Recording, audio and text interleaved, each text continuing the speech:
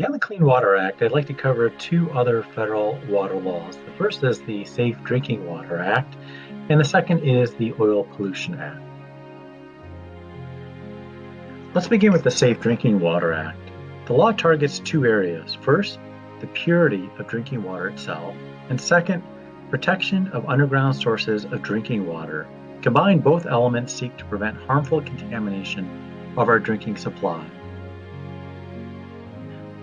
The law requires first setting a maximum contaminant level goal, which are health-based standards that seek to protect health with an adequate margin of safety. That means no consideration of cost.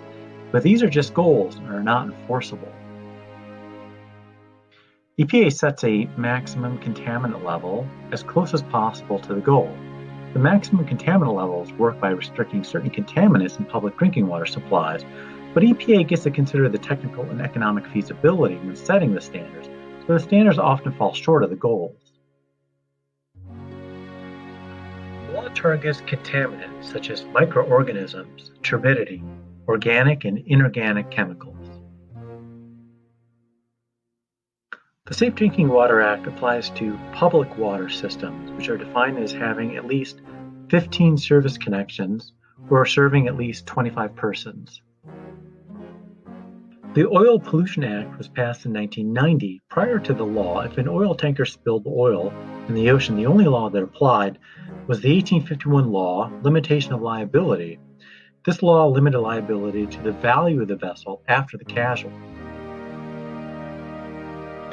The 1851 law had a disastrous effect on the environment. For example, in 1967, the wreck of the Torrey Canyon had resulted in the spill of 100,000 tons of crude oil at a cost of $8 million to clean up, but the liability to the owners of the ship was only $50, the value of the one remaining lifeboat.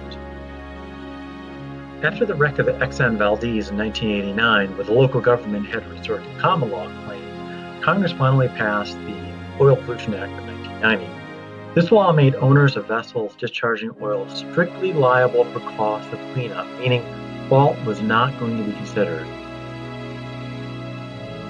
The law made three important changes. First, there was no cap placed on the cost for cleanup. Second, liability extended to damages from natural resources, real and personal property, and economic losses. And third, a trust fund was established to pay for cleanup, which came from a per barrel tax on oil.